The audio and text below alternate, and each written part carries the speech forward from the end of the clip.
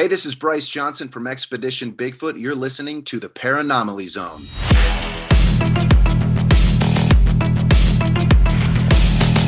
Look, I know the supernatural is something that isn't supposed to happen. It does happen.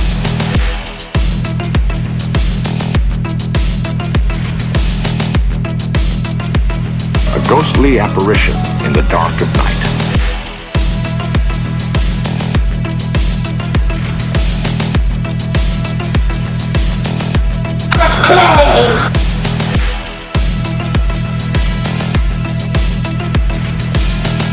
Human sacrifice, dogs and cats living together, mass hysteria.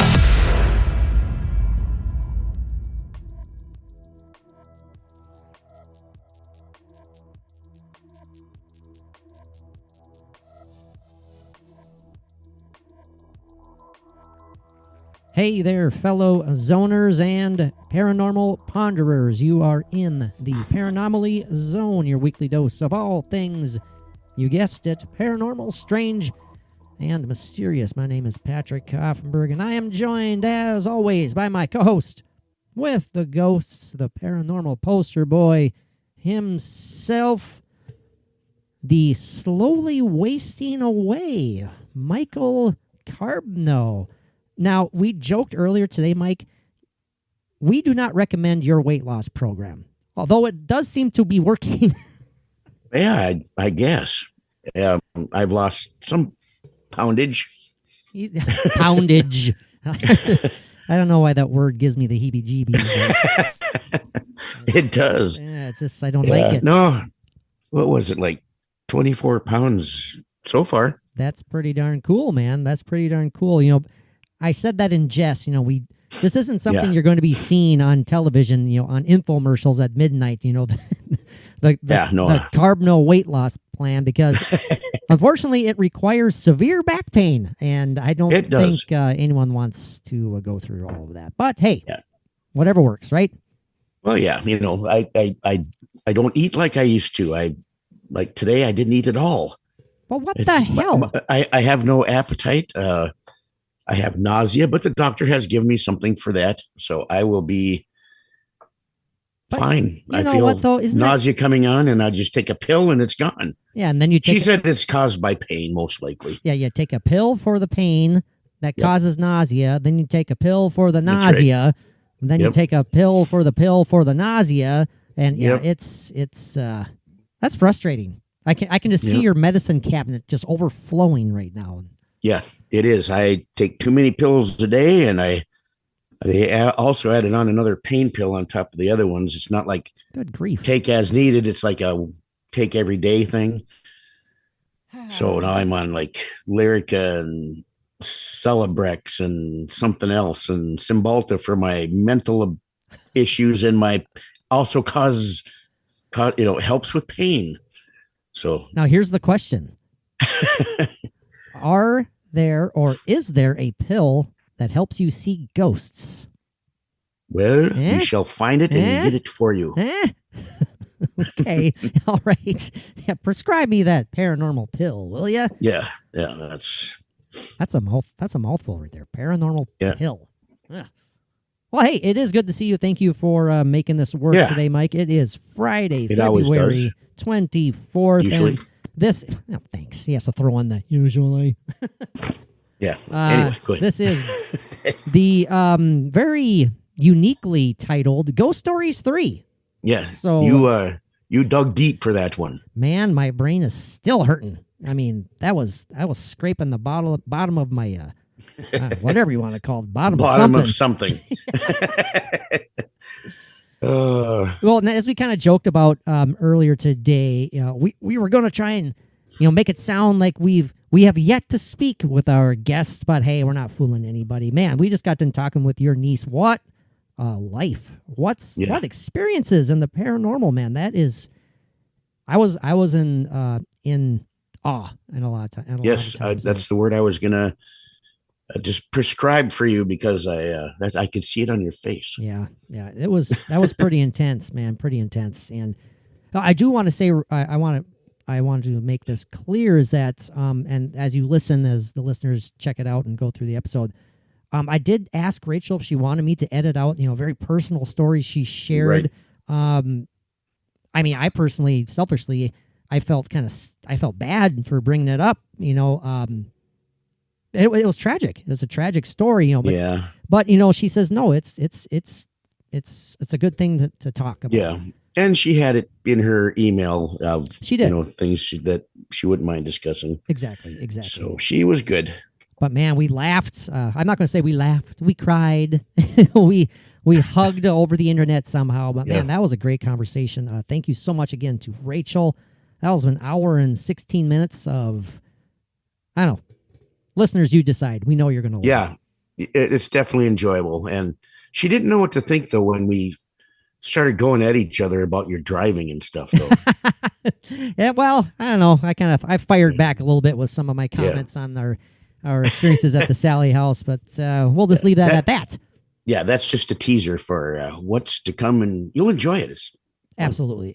Yeah, this was great. Again, an hour and 16 minutes of talking nothing but paranormal experiences, some downright freaky ones as well. So yeah, very. We know you guys are going to love it. Before I forget, and cheap plug time, but I did just spend some time at the allegedly haunted school this past weekend, Mike. I returned to Babbitt's. Yes, I did. And my brother and his son, my nephew, well, we checked out the school again. We were there for about 3.5 hours in the evening. I'm still going through all of the audio, all of the video. So far, I've captured a couple. Well, not I mean, we captured some pretty neat stuff. Some neat stuff. I just posted a short video clip on our Patreon page. Mike, without revealing too much about it, what did you think about that video that I posted? I enjoyed it very much. It's it's like there's something there and there's something not there. It shows up and it's gone, and you have everybody pegged where they're at, to where it's not reflection from anybody, or it's almost like somebody standing there either in the window or a being or a figure reflected from the window. It's hard to say, but it's very interesting. It's interesting. And we were on the second floor, so if it was someone outside, they would be about 20 feet tall. So right. And that's what I kind of figured, that you're upstairs, because you were in the room where you'd gotten the desks scraping across the floor before, was it? Last year, right. Yeah, it's pretty interesting. We had a good time. And again, I'm hoping to find some more intriguing audio and video and the stuff that I have to go through. This clip is pretty cool. And Mike enjoyed the slow motion aspect of it. Yeah, the sound effects when they were slowed down. That was fun. Yeah, sometimes, back in the day, we shared drunken Carbno voice clips and stuff. This is kind of similar, a little similar in that slow down. I mean, I showed it in real time, and then I showed it in slow motion, and hopefully give you an easier chance or a better chance of spotting that. But it does help quite a bit. We're rip roaring again. We're posting stuff on the Patreon page. We're going to be recording our Patreon exclusive episodes again. We're going to be recording retro and random episodes again. They're going to be available exclusively on the Patreon page first before they are published. Another perk of the Patreon content. And of course, you know the routine, all sorts of cool shit there.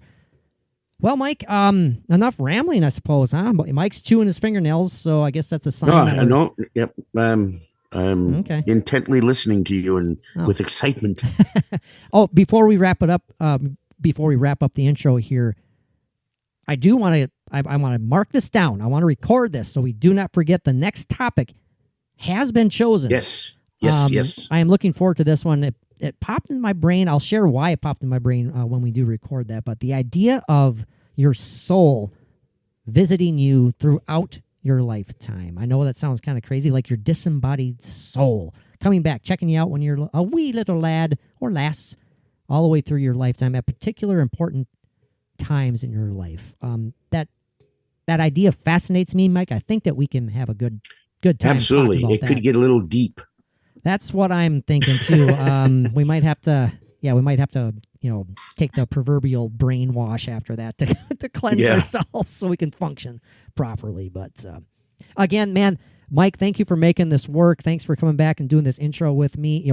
There I just revealed our secrets. This is not live. This is recorded after our chat with Rachel. We hope people don't mind. But man, it won't be done this way all the time. No. But again, big thanks to Rachel. That was it was eye-opening, fascinating to listen to, and we definitely appreciate her time.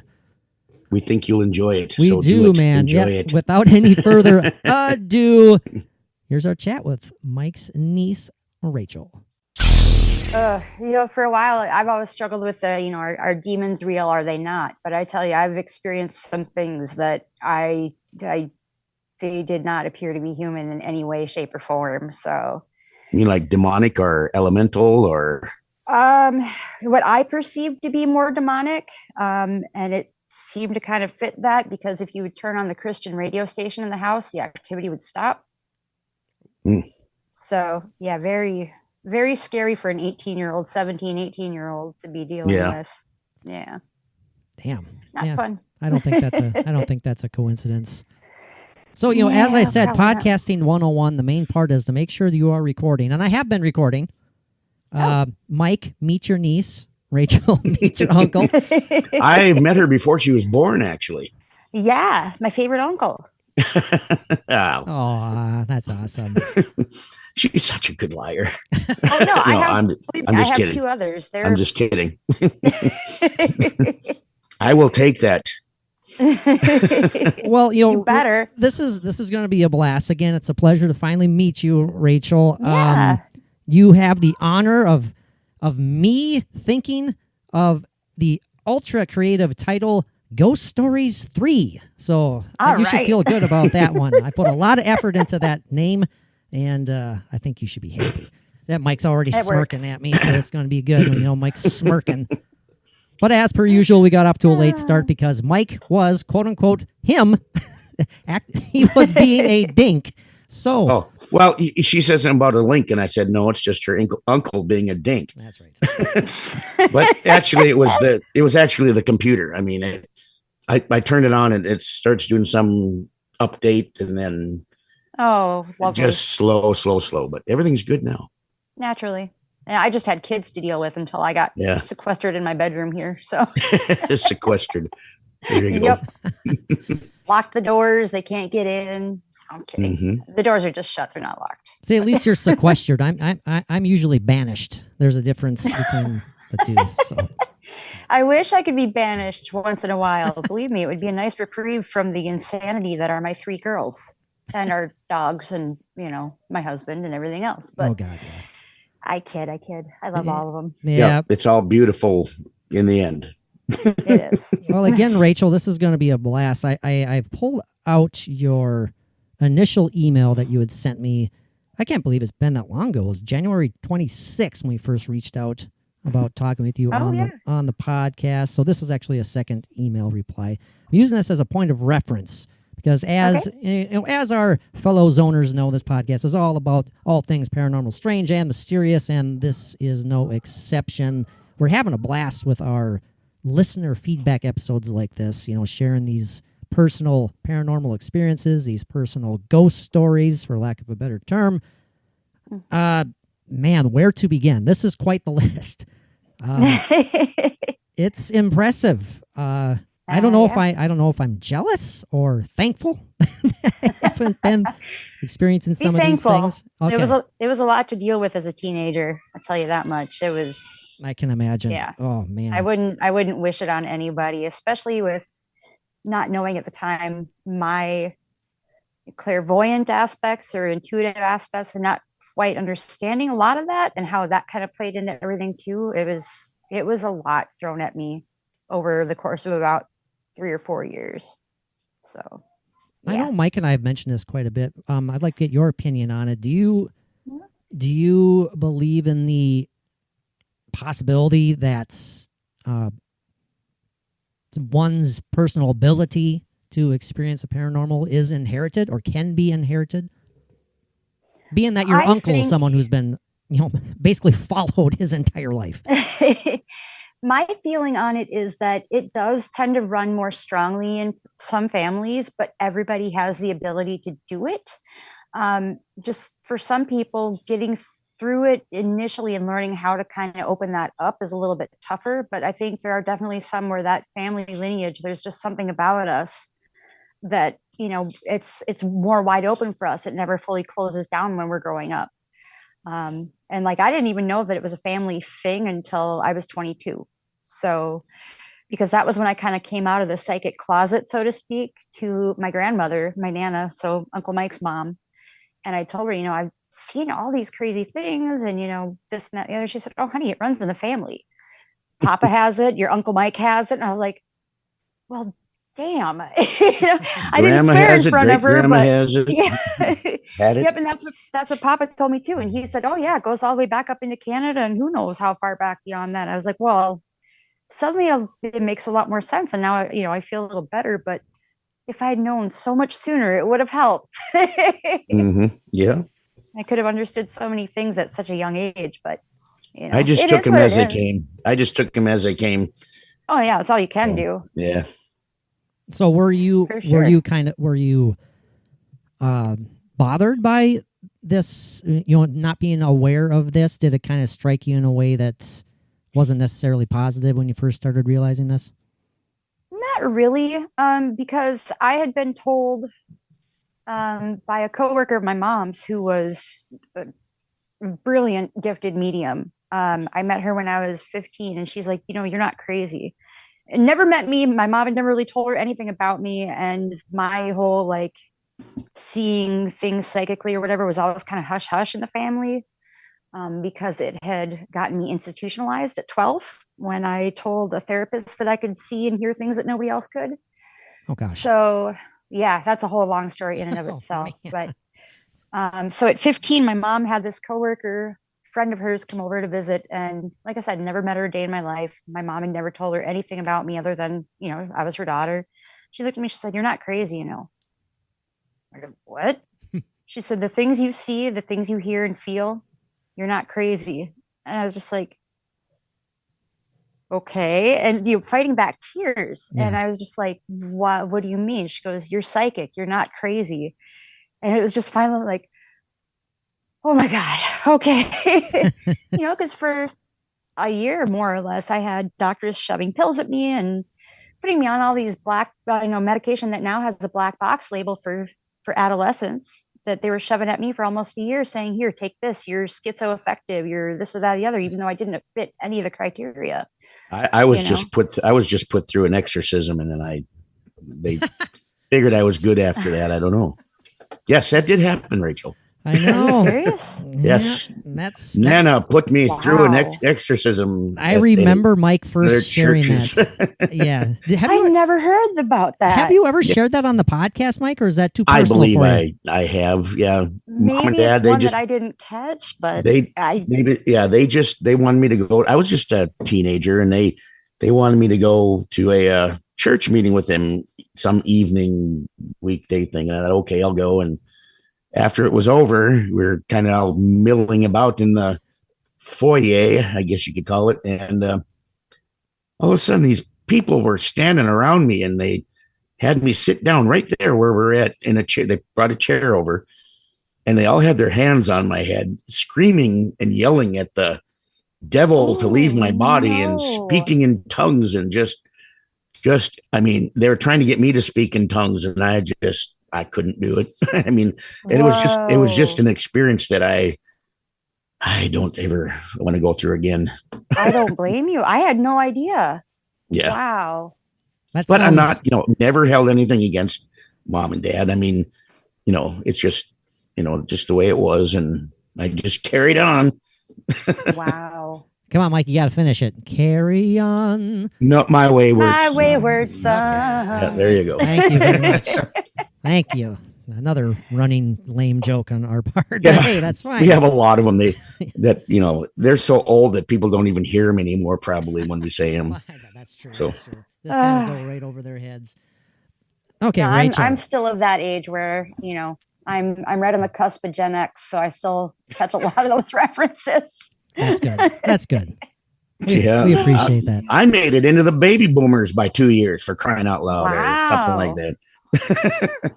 So Yeah, I'm that's what I said too. going to check out your email here now. As you mentioned earlier, you said a lot of your experiences overlap from the house that you grew up in. There's a lot of death in that house, the house next door, and then you say, and if my vision/download was correct on the land itself. Yep. Some of these examples are just, I don't know where to begin. I'm just going to literally start at the top. Okay, I'm going to start at the top. Your list includes. It starts with Nana's house, angels, seeing the shadow man in Dad's hallway, pig pen, quote unquote pig pen at Grandma's house, imaginary friend.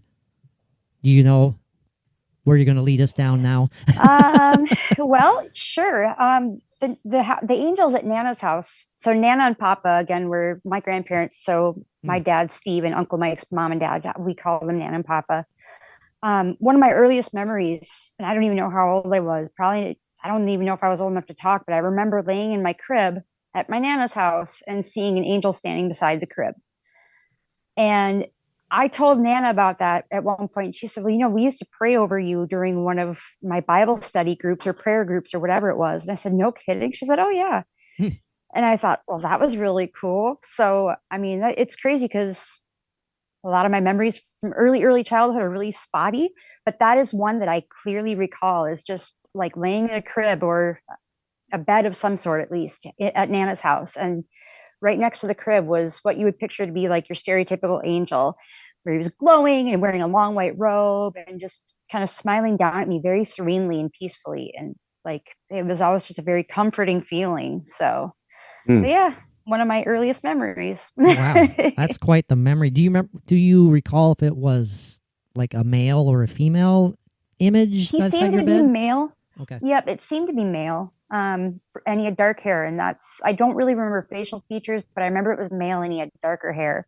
And he was just kind of had that like backlit glow to him. Yeah, very cool. So that was one of the more pleasant memories I was have. going to say, yeah, that sounds angelic. Yeah, that was pretty cool. Now, what about the seeing the shadow man in Dad's hallway? So one time when I was visiting my dad in the summer, I was laying in the bedroom and it was still light out. I was maybe 8. I wasn't very old. And I remember I was laying in the bed and the doorway was open to the hallway. And I saw a shadow walk past the door.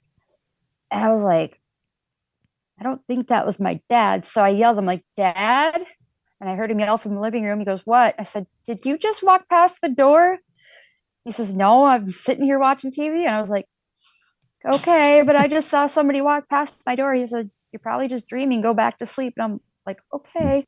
Even though I knew what I'd seen. I knew I'd seen somebody walk past the door of the bedroom and didn't hear anything. I mean, it was just like this black shadow man that walked across the doorway and was gone. So I love it when I see shadow people. I mean, yeah, it's so interesting. I have seen a figure or a shadow like that move in I was a teenager at the time. I was in the old Salvation Army in Fargo, which had stories of a lot of hauntings and that your mom and dad both had told. But we were in a room down at the bottom of the stairs in the basement, and you could hear actually somebody coming down the stairs like quickly. And then I was turning to look over, and I could see this dark, shadowy something just zip by the door. Oh no. and Kathy, my sister, was with me, and we both heard it and saw it, and we looked at each other like, did you see that? And I went right to the door to see if anybody was down there, and there was nobody down there. But wow. But it's interesting. I mean, I don't know. To me, it's fun. Yeah. Again, at 8, not so fun. It was very unsettling, but I knew what I had seen, but I knew like nobody else had seen it. So yeah. Well, and then at that age, and then you have no idea what to think or any reference to what it might be. Yep. Just that it's not something that you're normally seeing. That's exactly it. Yep. I'm sure that puts a lot of thoughts through your head. Yeah. Oh yeah. Rachel, it was the only time that ever happened there. Do you have, Rachel, any personal opinions / takes on what is behind the shadow person phenomena? I know Mike and I have talked about this several times. Is it something that's just utterly paranormal, or is there something more to it?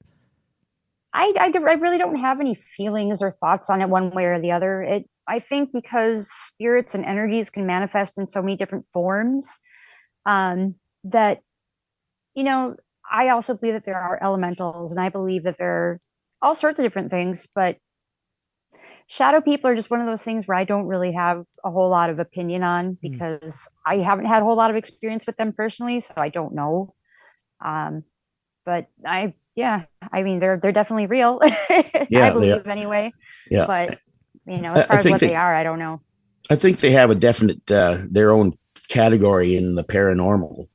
I mean, they're some kind of a spectral energy, something, but why they appear this way and so often to people that who knows.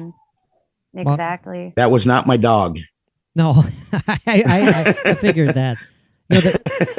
There are some, as we mentioned before, Mike, there's some people who believe that the shadow people phenomena is alien in nature, but that's a whole alien or demonic. Some people just talk about them as pure evil, but I have never had a feeling of any evil or anything bad with the shadow person. I'm trying to think, because when I saw what I would call a demonic entity, it was black, but it had red eyes. And it was one of those, I don't know if you've ever felt your blood run cold in your veins, but that was one of 2 times in my life I've ever experienced that feeling. Like it literally felt like my blood turned to ice when I saw this thing sitting on the roof of the house. On the roof of the house? Oh yeah. So that was also in the email that I sent you. That I haven't even got to that part yet. Yep, I know. I'm all over the place. But so yeah, can you describe that one more, because I have a shared experience like that as well, and I would like to know if Patrick thinks, well, is there some connection family wise there? But go ahead. Well, this was the summer I graduated high school. And for a few years off and on, my stepfather. Okay, so first of all, my home growing up was not a pleasant one. I'm not going to go too deep into detail, but because there's a lot of family dirt involved. But sure. Suffice to say, between all the death in the neighborhood, the house itself on the land, and then the energy within my own family, things were not good. And all the negative energy there just kind of started to spiral. And we believed for a while that my stepfather might possibly have been possessed, or at least being ridden by a demon every now and then. He would go into these rages and become extremely violent, like incredibly strong, and just would have these episodes, and then he'd come out of it and have no memory of what happened and act like everything was totally fine. Like police had been called on him. He picked up an 80-pound ottoman and threw it across the floor, even though he normally on a good day couldn't lift about more than 25 pounds due to a bad back.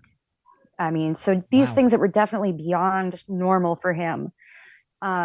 We had the house anointed by a Mormon brother, because I had a friend whose family was Mormon. So he'd called a couple of the elders from his church over, and they anointed all the windows and doors. We had a priest come out and try to bless it and try to get rid of all the energy in the house, and it would help for a little while. And then, maybe a couple months would pass, and then it would just blow up again. Well, this one time, when things were getting really bad, excuse me, activity wise around the house. And this is when like doors would open and slam on their own. The security alarms would go on and off by themselves, even though nobody was opening or closing any of the doors. And this would coincidentally, it would always happen when my sister and I were home alone, that all this stuff would happen, and all these things would go on in the house. Lights would turn off and on. And, one of the doors, particularly the one to the back porch, would just open and slam. And then it would open again and slam shut, and open and slam over and over and over again. And it got to the point where this one particular weekend, my sister and I were there home alone. I said, I'm not staying here anymore. I can't, I got to get out of this. I'm going to go to a friend's house, my boyfriend's cousin's house. They're, 10 minutes away, whatever. I said, you go to your friend's house. I'm going to go over here. We'll spend the night there until mom and dad get home, and we'll be fine. I was too scared to go into the house that night. So my boyfriend at the time and his cousin went in, grabbed up the stuff that I wanted. And they said that as they were going room to room in the house, they turned the radio on to the Christian radio station. And now these guys were open-minded, but I wouldn't call them like especially intuitive or, able to sense things in any way. So as they were going through the house, they were turning the radio on. They said they could feel the energy moving from room to room as they went in and turned the radio on in each room. I was sitting down in the driveway, and our house was kind of built into a hill. So we had like a tuck under garage. So the driveway was at the bottom of the hill with the garage, and then you go up the hill and there's the house sitting there, and it's hard to describe. But so I was looking up from the garage or from the driveway, and on the peak of the roof, I had this feeling like look up. So I looked up, and on the roof, right in the corner by where my bedroom window was that came out over where the dining room was this black figure. It was crouched really low, like squatted down almost, but like one leg was kind of stuck out to the side, if you can kind of picture that. And I felt it just stare at me, and these red, like glowing red eyes appeared out of it. And as soon as I registered what I was seeing, it was gone. And I started honking the horn of the car, trying to get my boyfriend and his cousin to come back outside. Like I said, it was one of those feelings where it was just like, it felt like all the blood in my body just turned into ice, and the hair on the back of my neck stood up when I saw this thing sitting up there. And then once it was gone, like I said, I started honking the horn. They came out maybe 30 seconds later, got in the car, and like I couldn't even talk. And they were telling me what they had done, turn the radio on, and they felt it move room to room. And I said, I told them like what had just happened to me. And they said that right after they heard the horn start honking was when they had right before they heard me start honking was when they had turned the last radio on in the house. And they said, we felt it leave that room again. And then we heard you start honking the horn out here. And I was like, okay, so you chased it out of the house. And that's when I saw it sitting up on the roof. They're like, it must have been. Damn. Even now I'm getting goosebumps. I haven't. Oh man. 23 years later, it still gives me the goosebumps Now, talking about this. just to be clear, it was not your Uncle Mike on your roof, right? No. No. Okay. Yeah. It could have been because the eyes red like that after a long bender. Maybe. I have no idea.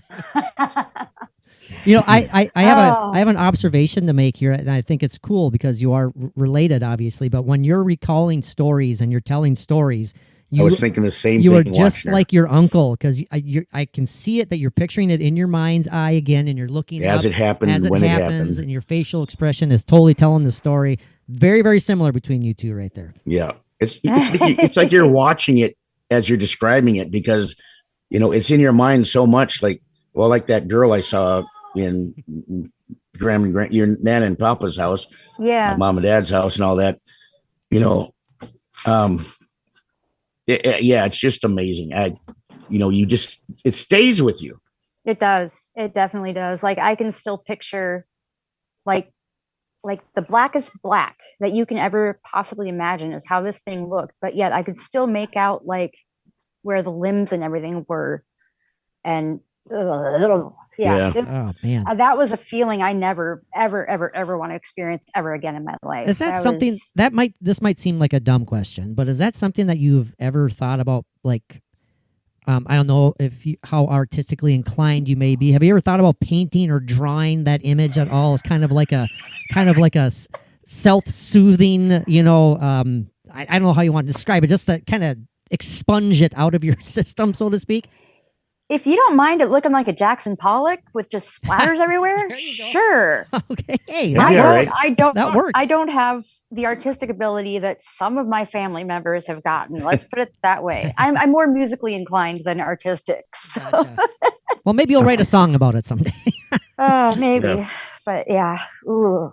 No, yeah, that's fairly terrifying. I can picture it in my mind too, and like as you got chills, I was getting kind of goosebumps on my arms just thinking about it, because I don't. So that's my experience. It makes it hard for me to give a hard no to whether or not demons are real, because if that wasn't demonic, that was something on a whole nother level that wasn't fully human. And was that kind of a culmination of all the negative energy from not only the land but my family? Yeah. With the addiction and mental illnesses and everything else that was going on around the house at the time. I don't know, but whatever that was not fully human. Yeah. And it was terrifying. So now as a list, go ahead, Mike, go ahead. Oh, well, what I was going to say about, when you said about the red eyes and that shadow. The one incident that I had, and unfortunately, I didn't see this, but somebody else did while I was sleeping.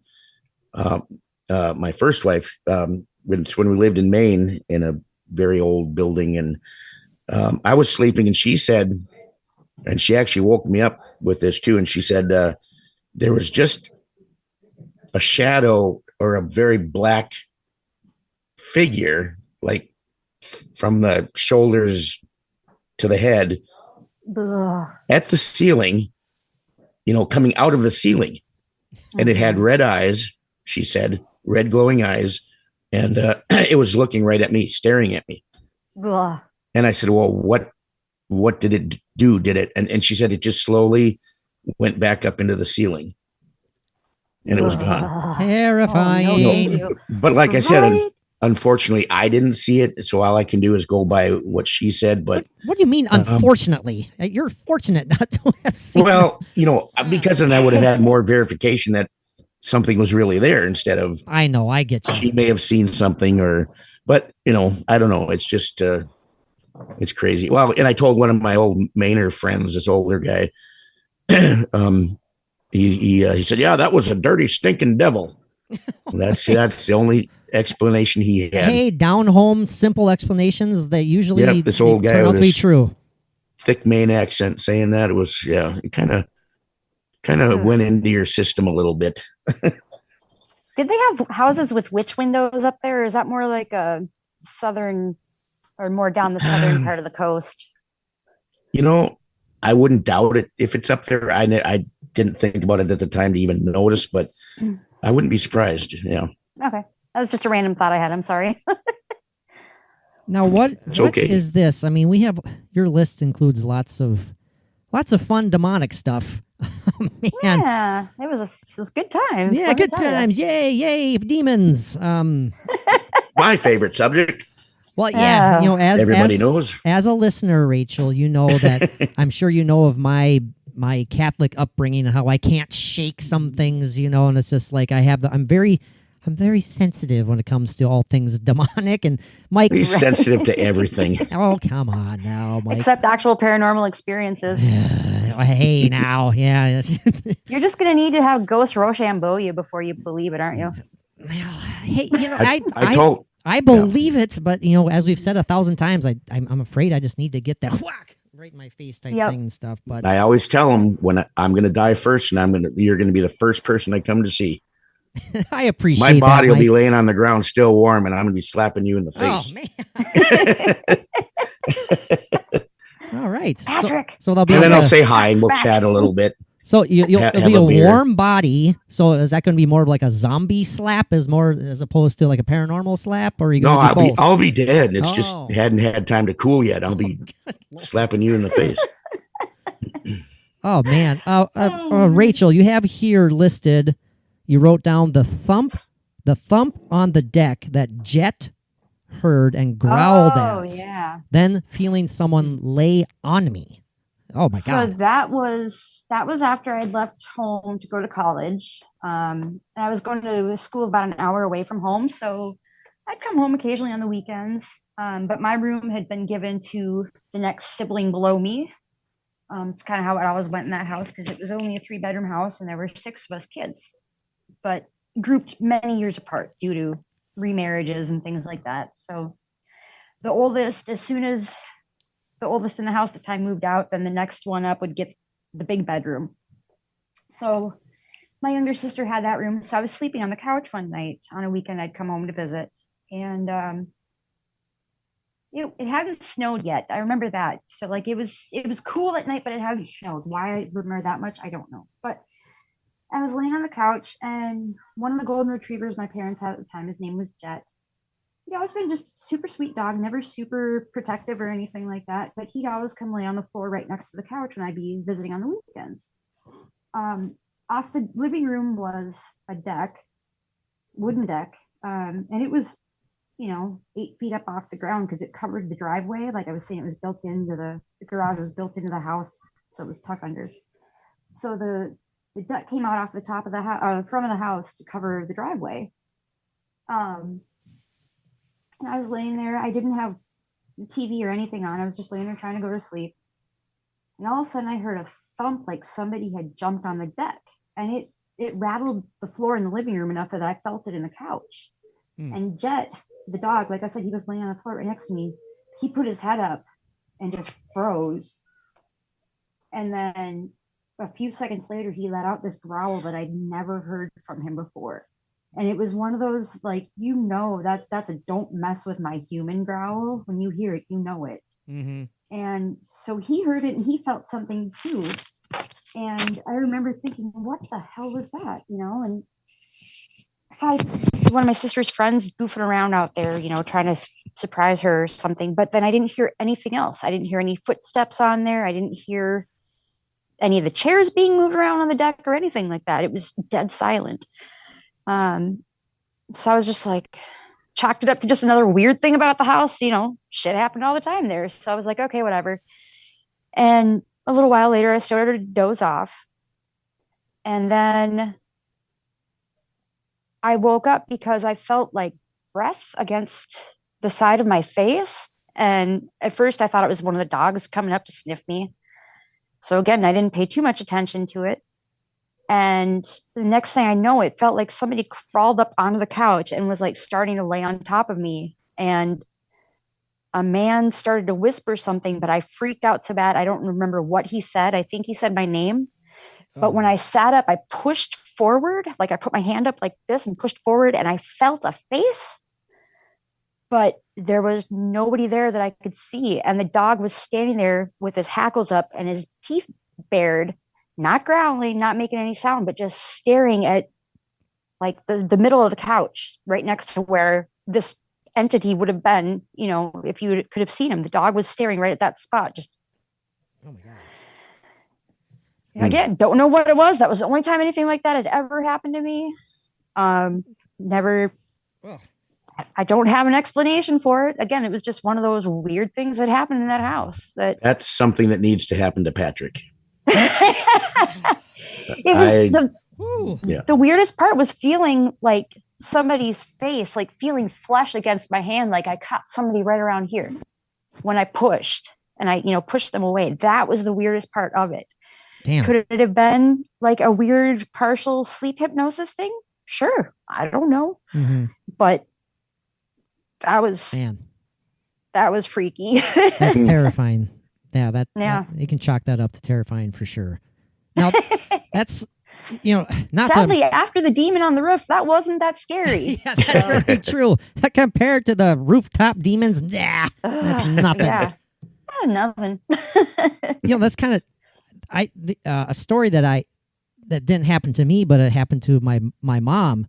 I've shared this on the podcast before. This was like right after my dad had passed away, and I think this is kind of a common occurrence where she was not asleep, but she was struggling to fall asleep, and she was laying in bed by herself. Now my dad had passed away, obviously, and she not only felt but swears that she saw like the bed kind of sink a little bit and felt like a weight laying next to her, and she, it freaked her out, but she was kind of maybe upon looking back, she's like, maybe that was your dad. Maybe he was still there and just, kind of letting me know.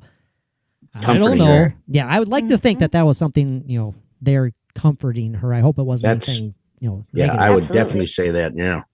Mm-hmm. Now, very briefly, not to make this all about me, but I'll go on about me for a second here. No, I just Patrick. Mwah, mwah, mwah, mwah, mwah, mwah, mwah. As a listener, Mike knows because he has to deal with me all the time. As a listener, do I come across as someone who doesn't believe at all?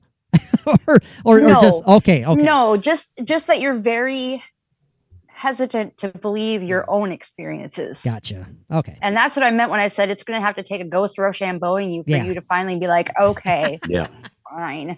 Actually, or maybe that's what the vision with the baseball bat that I had was. Maybe that was your dad saying, I'm going to have to hit you upside the head with a baseball bat before you'll recognize the fact that I'm around you. Well, you know what? We played baseball. I love doing that. We were all of us boys are baseball players. We had tons of baseball bats. I got hit in the head by my brothers with a baseball bat, but or by my brothers, I should say. So maybe that's what it was. Explains a lot. It does explain. Well, the severe one was when my one brother cracked my head open with a golf club. So that's another thing altogether, So that might add a little bit too. So, anyways, ghosts, demons, and it all manifested as a really weird driving habits. Would you stop with the driving?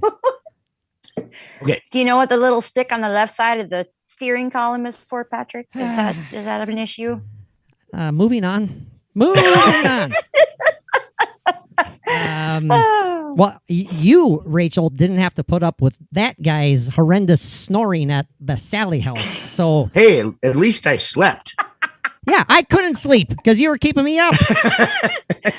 You know, you were laying on the floor, your head against the floor, and you were hearing some weird mechanical thing in the basement. I did. Well, I I did said hear the what? clanking. Go to sleep. It's a sump pump. No, you did not. You snored. Yes, I did. You're Rachel, hearing a sump pump. I was nervous. It was raining so hard. I thought your uncle was dying. It sounded like he was in need of medical attention, but I let him sleep. I guess if you call that sleep. Well, anyways. Oh no! Here we're waiting for hearing footsteps coming down the stairs or something coming up the stairs from the basement, and he just hears me snoring. That's all I Sawn logs. Oh my god! Yeah. But it was great though. It was great. That was great. I wish I At would least have. we can say we spent the night and Yes. slept in the Sally I house. know that's awesome. Oof. Next step, I'll take that Velisca. over Velasca. Yeah, I'll take the Sally house over Velasca. Oh man, Oh, no, we thank got to you. make it there. Yep, And Rachel, you're coming with us. the plan Oh is. God, no. The plan is in the spring, Mike, early summer, we're sticking to this damn thing because we're doing it. Yes, absolutely. Now, this is really, really Nice. interesting. Really, really interesting, especially for, people in the Minnesota area. You dream of and channeling of Drew Sedin. Oh Oh yeah. wow! Yeah, let's hear about that. So for people who aren't from the Midwest or maybe don't remember, Drew Shadeen was a 22-year-old, 21-year-old, somewhere in there. She was like right within a year or two of my age at the time. She was a college student who was abducted and later found murdered. Out of Grand Forks, North out of Dakota, in Grand the Forks. parking lot of the mall, and I lived in Grand Forks at that time, and I remember it happening. It was Yep. horrible. Anyway, sorry. Go ahead. Yep. Nope. That's okay. So this was right. It was right after I dropped out of college and I was back living at home. And it was after I'd found out about the family, clairvoyant, intuitive, psychic, whatever you want to call it. So I was kind of trying to work with it a little bit more consciously at that point. Just opening up to the thought of like, if there's spirits that want to communicate, I'm here, whatever. One night, right after the announcement that she had disappeared or been potentially abducted, I had a dream where I couldn't see Drew, but like I just knew she was there. And there were 3 other women in the dream, and they were sitting on the couch and they were saying, "Oh yeah, this is what he did to me.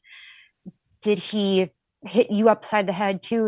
And like the 3 of them were having this conversation, and they were definitely survivors of something, or they were all victims of the same person. And I felt Drew behind me saying, "Listen to them and watch for the eyes."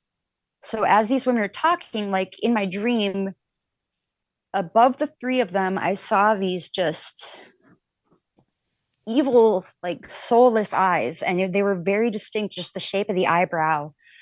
And the 3 women in my dream also saw these eyes like forming in the middle of the wall or whatever, and they all started screaming, "That's him, that's him."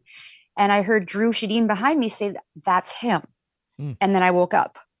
Well, it was either later that day or the next day, they made the announcement that they had the suspect in her abduction, and they showed his face on the news, and I went, "Oh my God, that's him. Those are the eyes from my dream." Damn. And then it came out that he had been arrested and previously abducted and raped 3 other women. They had all survived. He didn't kill them, but Wow. so yeah. So then Now, I when you started when you recognized the face, what were you thinking? What were you feeling when you saw it? When you realized that? I remember I just kind of went blank, and then I started channeling Drew. And I started telling my mom, I'm like, Mom, I don't know what's going on. My hands were shaking really bad. And I said, Mom, I don't feel right. Like I feel like super spacey right now. She's like, what's wrong? I said, okay. And I picked up the newspaper front page and I said, I saw this guy's eyes in my dream. And Drew Shadeen told me that's him. That's him.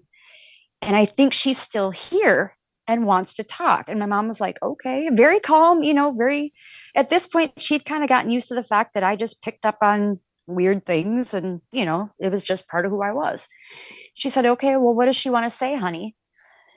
And I remember I started talking and it was me talking, but the words weren't coming from me. And I've done this a few other times in my life, but I don't like consciously letting somebody else take control, like another energy come in and take control. So, because it's a very hard thing to let go, but I remember just kind of like, if it's almost like stepping back and letting somebody else kind of get in between. I'm trying to figure out how to explain this. For me, it's like stepping back where I can still see, but it's more like I'm sitting in the passenger seat and I can see and hear everything that's going on. And I can hear myself talking and I feel my mouth moving, but it's not my words coming out. Does that make sense? Wow. Yeah. So I started. Huh? Oh, go ahead. Go ahead. Please continue. Oh, no, it's okay. So I just let her start talking to my mom. And my mom started writing down all the details that Drew was giving her through me. And I remember toward the end of it, when she started to pull back, I saw, like, as it would have been her, and I saw him come with a knife and slash her throat, but it was like I was the one having my throat slashed. Oh my God. And I remember being cold and laying and looking up at the stars. And it was, December, I think, when he had taken her, like early December. And I remember just looking up at the stars and thinking, the winter skies at night are always so beautiful because the stars are so clear. Oh my. And then boom, she was gone. And I was just like, what the hell just happened? And I started crying. And my mom's like, honey, we got to call the Grand Forks Police Department. And I was like, I don't know if they'll listen. I don't know if they'll believe me. Do you know how crazy this is going to sound? And she said, I know, honey, but I think we should call them. And I was like, okay. So she put me on the phone. She called up the Grand Forks Police Department. And I remember she told the detective, she's like, all right, I know this is going to sound crazy. And I know you probably won't believe it, but I have a daughter who is almost the same age as Drew. She had this dream last night and she just, this is kind of what happened. And my mom's like, look, I know it sounds absolutely nuts, but would you talk to her? And the detective, to his credit, was totally like sounded legitimately interested in what I had to say. Mm-hmm. And I said, this is what she showed me, that there was a silo it was white, but the roof was like metal.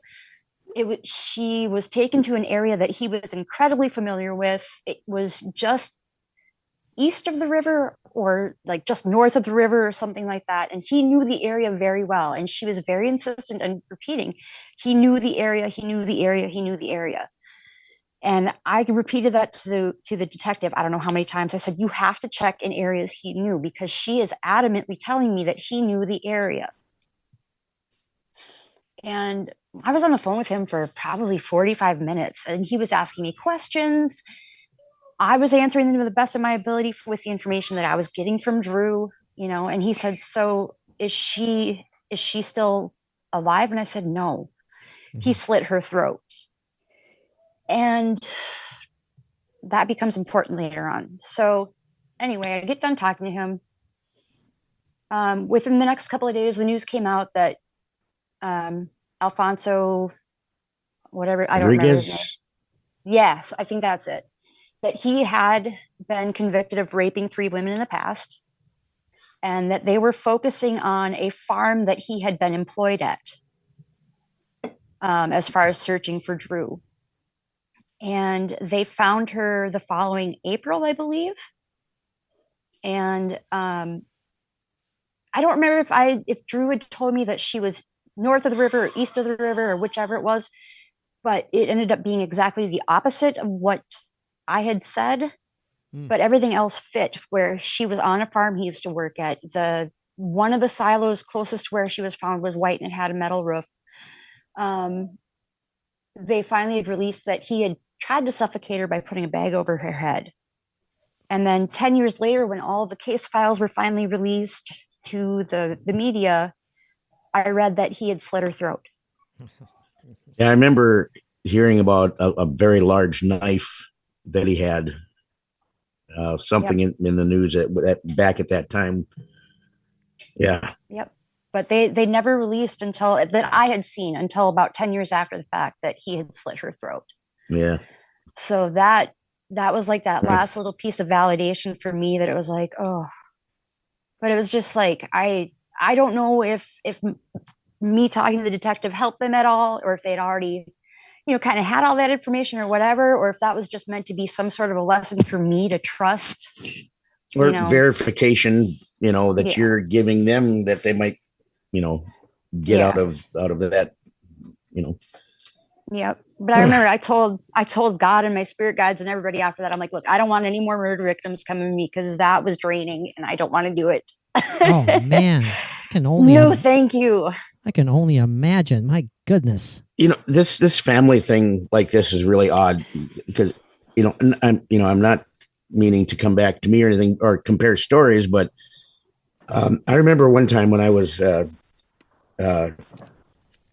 meditating very deeply, and I get into that semi-sleep area before I actually fall asleep and it's done. But there was one time where I was visioning and I was seeing this in my mind. It wasn't me thinking about it. I was on a farm and in like a wheat field, and there was a house in the distance. Looked very old, a very old farmhouse. And it was so quiet and silent around there. There's nobody else around, nothing around, no other buildings, just out in the middle of nowhere. And there's a wood pile, a large wood pile that I was walking towards, and I was walking around it. And I was getting feelings about this wood pile and a person. And as I was walking around this and envisioning this, I had seen a body inside of the wood pile, buried in the wood pile. Oh no. And, if you look through the pile, you could just see like face in a hand or something like that. But that's all there was. It was, and then that was done. Man. Wow. But, yeah. Interesting. Yeah. I don't know. Yep. Good times. Good times. Yeah. but I wake Exactly. up excited about stuff like that, because, it is gruesome as it might be. It's like, that just gave me a touch of that paranormal, that I can hold on to. And, I'm not saying that was paranormal, because, it could be just, a dream thing, but. No, but they have, those kind of dreams have a different feel to them. They do. The dreams that are more like prophetic or spirit based, they have a totally different feeling to them. Yeah. Yeah. An actual feeling in the dream. Yeah. I know exactly what you mean. Yep.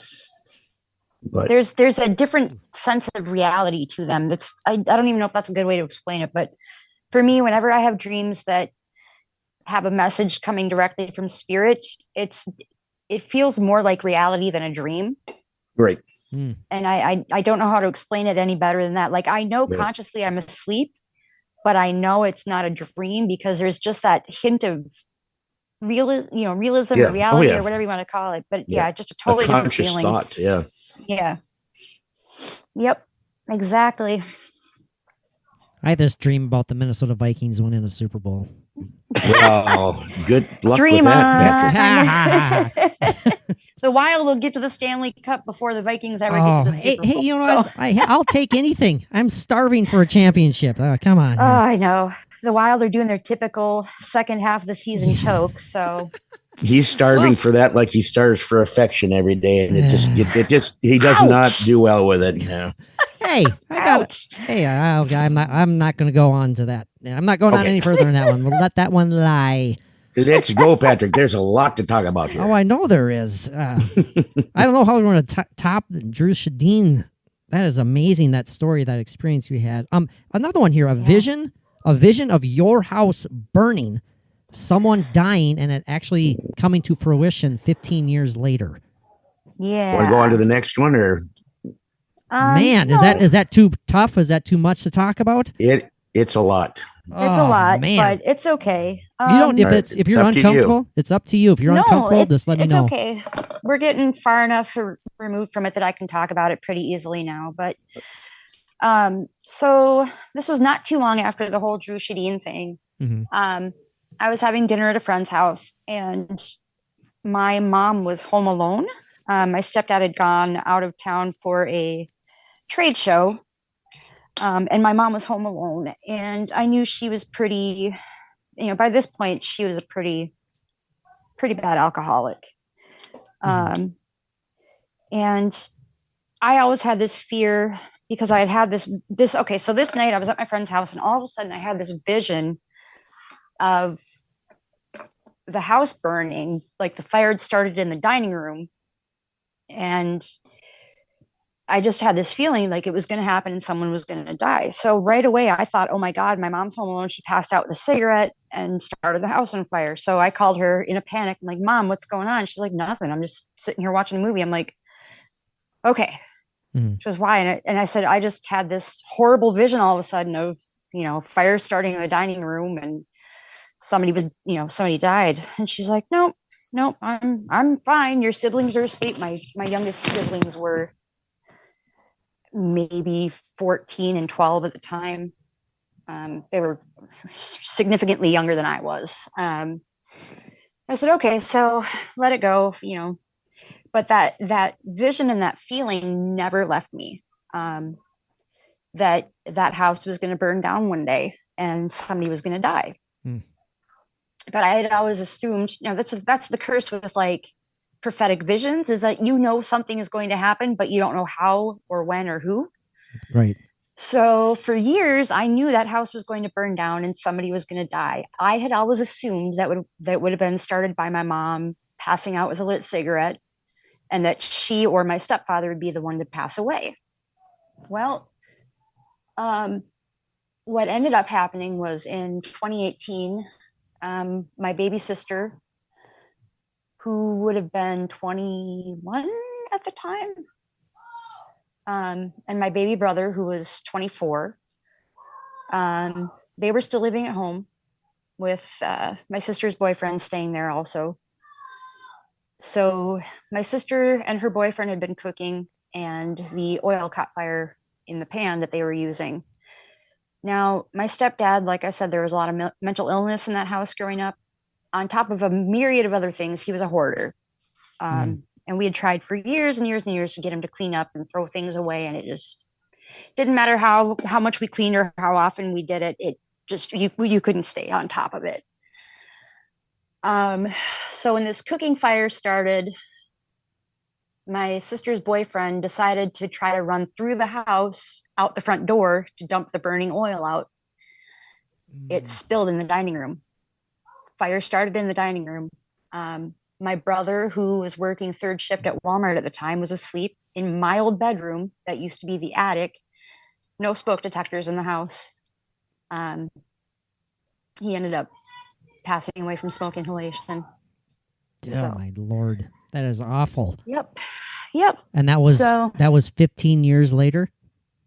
Yep, that would have been about 15 years later, I think. So, yeah, because I was 23 or 24 at the time when I had that vision. So that would have been around 2005 or so. So yeah, something like that. Roughly 15 years, give or take a couple of years. So yeah. Yep, I always knew the what. I just didn't know the when, the how, or the who. So. No, that isn't something. I mean, you don't have. I mean, condolences. That's just awful. I mean, that's terrible. Terrible to hear that. Now, is this something? I think you briefly mentioned that's something that you've kind of accepted, I guess, for lack of a better term. I mean, I hope that you're not carrying like any sort of weight or like any sort of burden with you of any kind. Oh no. Okay. In a way, like I've had a couple of readings done with other mediums, fortunately, and I talk to my family myself, those who passed, and I'm okay with whatever happened in between, everybody at the time and what didn't happen and whatnot. So I don't carry any guilt. There's this would be a whole other hour and a half long topic. I looked at the fire happening as in some way being necessary to help kind of cleanse at least part of whatever energies were there. Although now that I'm completely removed from my ex-stepfather, I don't know how everything is going, but I went through and I did a blessing on the land with a bunch of my friends. And we went through and tried, after the fire, we went through and tried cleansing its, energetically cleansing the land itself. And I don't know if it's done any good because, like I said, once the house was rebuilt, my stepfather's still there, but ex-stepfather, whatever. My mom ended up passing away 7 weeks after my brother did. So, yep. Now, again, are you comfortable with sharing that? I mean, I can still edit that story out if you want, if you prefer. It's totally up to you. It's up to you. Yeah. Which part? Well, the entire story. It's just so sad and tragic. I feel bad for asking about it. No, that's totally okay. So the downfall of my family actually probably started in 1992 when I had a baby sister die of SIDS. And that's really when my mom's drinking started going pretty heavily. It wasn't like an overnight thing, obviously. The addiction really took years to fully kick in before she had pretty much all but given up. Losing a child is rough, and I wouldn't wish it on anybody. And, I remember when I said earlier today that there's only 2 times in my life I've ever felt my blood run ice cold in my body. Yeah. The demon was the second time. The first time was the morning that we woke up when my sister was dead. When you hear a mother wailing because her baby's dead, that is a sound unlike any other, and you'll never forget it. And that was one of those things where that was the first time in my life my blood ran cold. So my baby sister, funnily enough, though, is responsible for some of the ghost stories that we had. Well, you said here, this was like one of your follow-up emails, and you were you were replying in response to our episode that we talked about ghost children. Yep. And you mentioned tragically your sister dying, but you said that she loved to play pranks. Yep. She was just that shy of 3 months old when she passed. And she loved to play pranks, and you say here that she must have quote unquote grown up enough to mess with her family.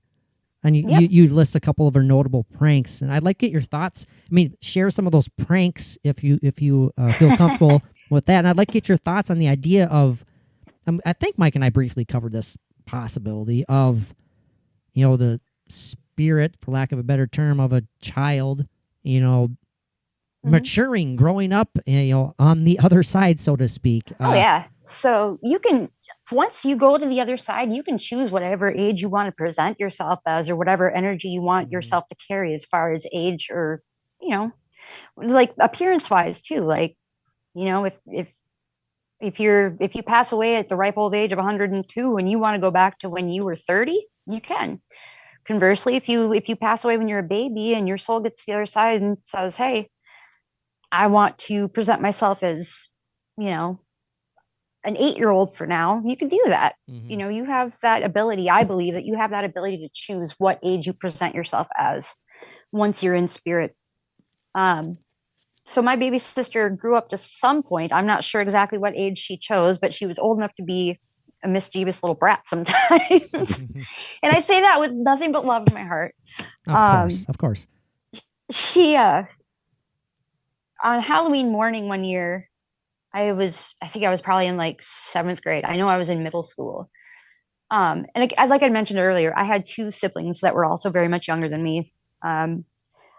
So it was early Halloween morning. I was getting my lunch together for school, and I had my back to the doorway from the kitchen that goes into the dining room, and I saw a light flicking on and off. And I had assumed it was either my baby brother or baby sister, the living ones, had climbed up on the chair next to the light switch and was playing with it.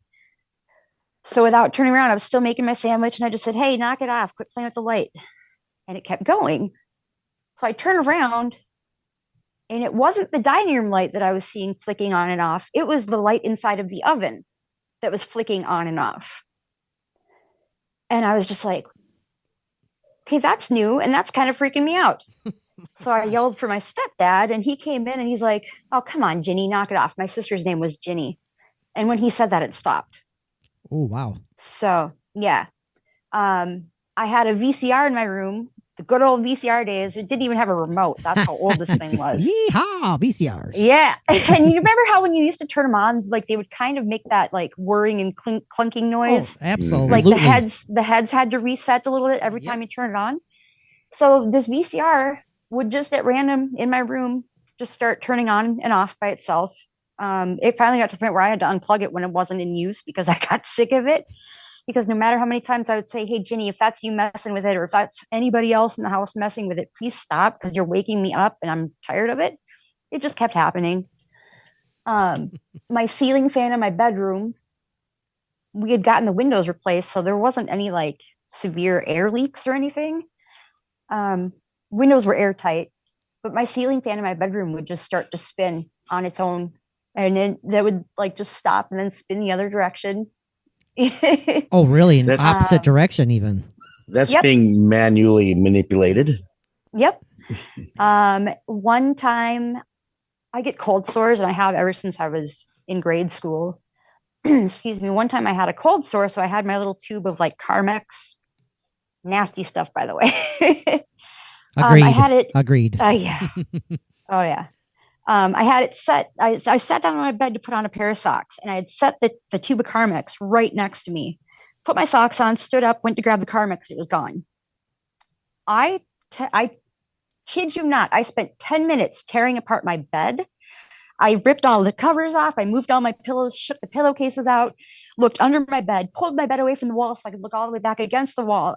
It was gone, like disappeared literally into thin air.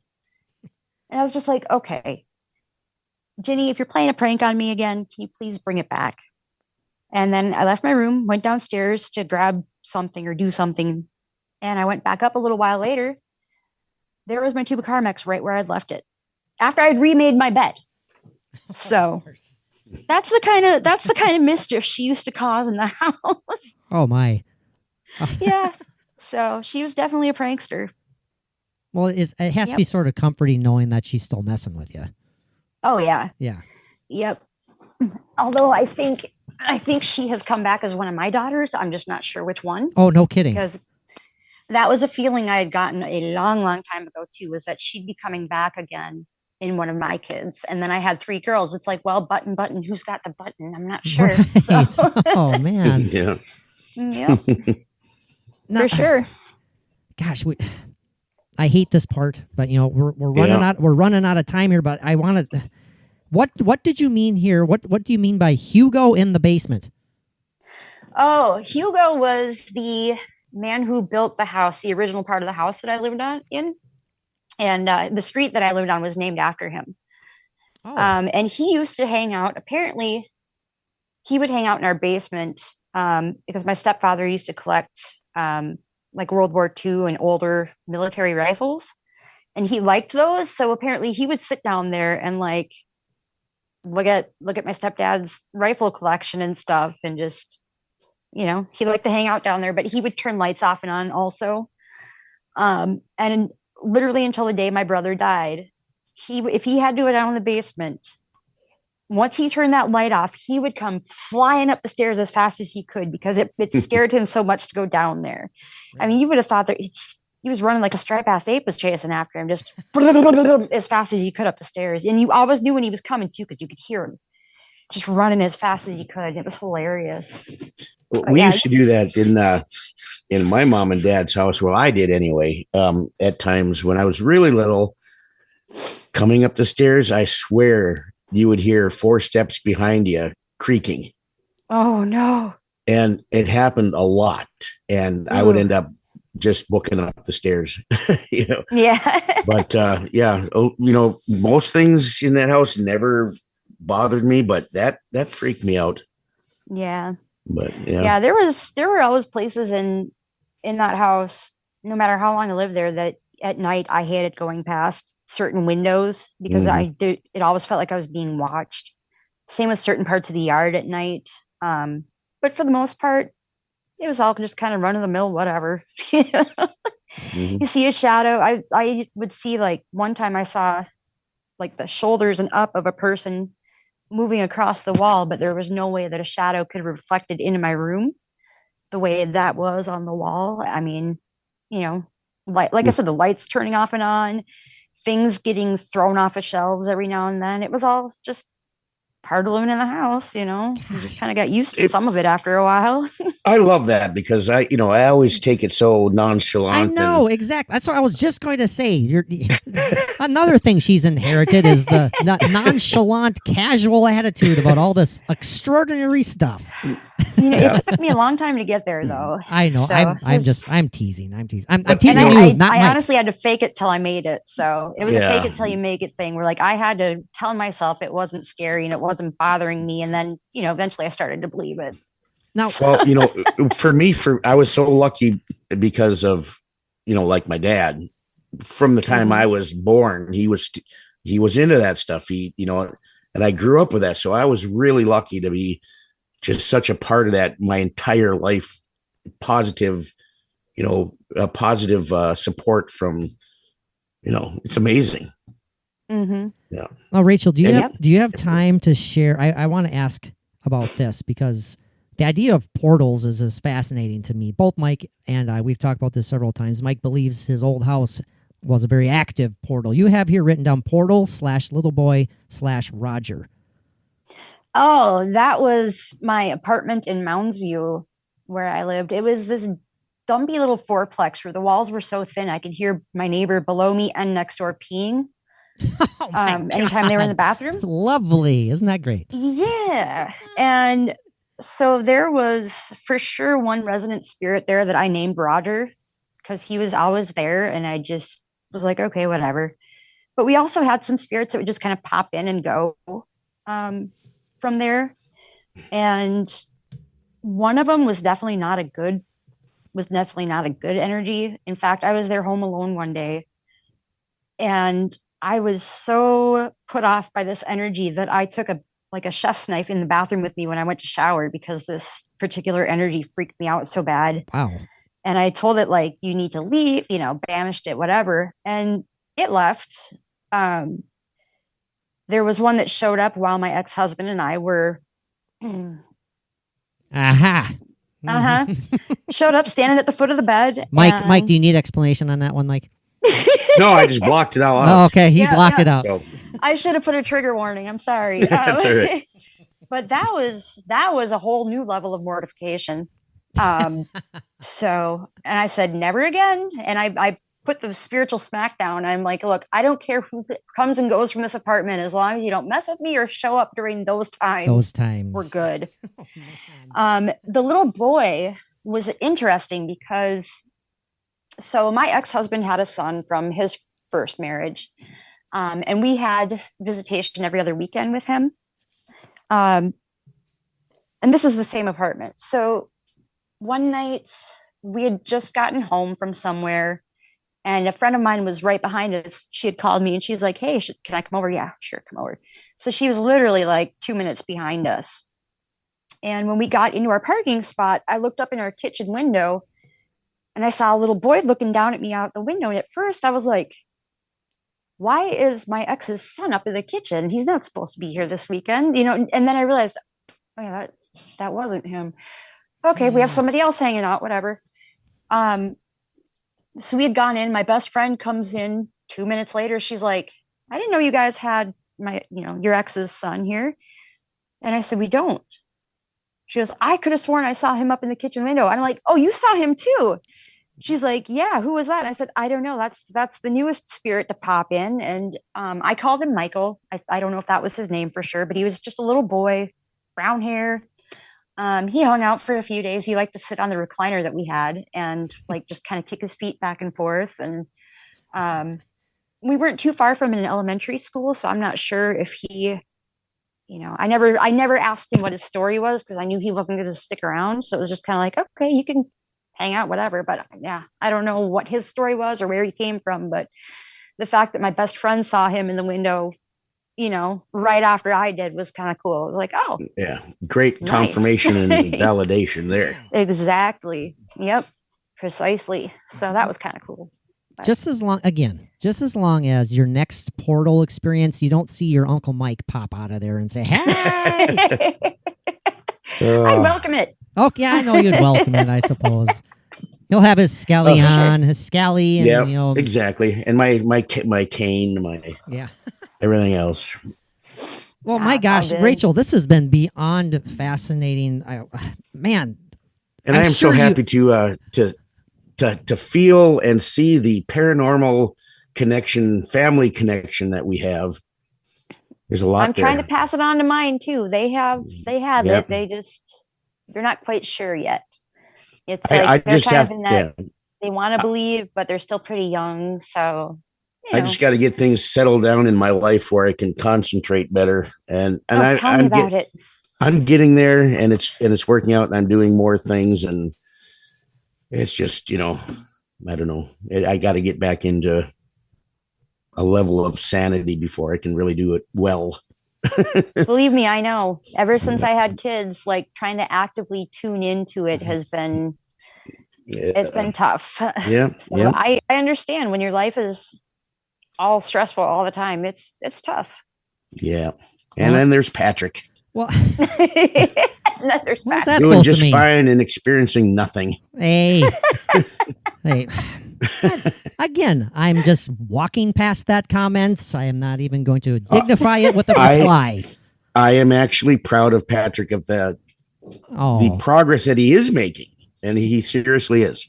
And I think that's been since the Sally house, I think. I feel like I should. Awesome. I feel like I should say thanks, Pa. I don't know why that popped in my brain right now. But it's true. I feel like you're proud of me. You're Pa. Just realize that it's going to all come to a head sometime, and you're going to have to deal with a lot of. Oh my God, this is 100%, 110% real. You know what? And I just experienced it. I'm ready for it. I'm Yeah. just saying. I'll be there to support you and slap me, whichever comes first. Right. Well, Rachel, I know you'd mentioned on like Twitter or something. You're like, oh man, I'm so excited. I hope I don't sound silly or whatever, But man, this has been great. You did fantastic. Yeah, I knew it would be. Well, thank you. And it's been fun. You are welcome to join us anytime you would like and fill us in on some more crazy paranormal stuff. We love hearing about it. For sure. I would sit and talk about just about anything you guys talk about. I talked back to you on the podcast so many times. When I'm listening to it, I'm like, oh, it's this, it's that, da da da da. And then I'm like, I'm alone in the van listening to a podcast. Who am I talking to? Yeah. What if we bring up anytime you guys want to have me on, I will more than happily join. What if we bring up like poop things or something like? Mike's favorite topic.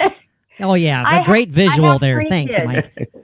I have 3 kids. Not much phases me anymore as far as bodily functions go. So yeah. So how often, we can fly off in other directions anytime. So just as Awesome. I can picture you yelling too, just screaming at the top of your lungs, correcting my mispronunciations when I'm butchering some words. Out Sam there. Jaime. Sam Jaime.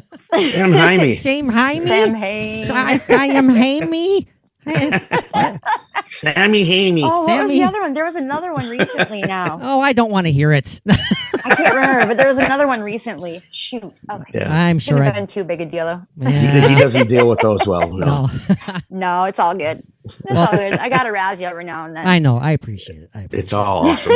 Well, thanks so much, Rachel. This has been Yes. it's going to be great. I'm sure our listeners are going to absolutely love it. Mike, stick around for a couple minutes. Let's put together an intro to this episode. Oh, I shouldn't have said that. I blew the lid off of our secrets. Let's wrap it up, Mike. Until next time, paranormal friends, fellow zoners, fans of the mysterious and unknown. Mike, what do they all have to do? Just please peace out a little bit.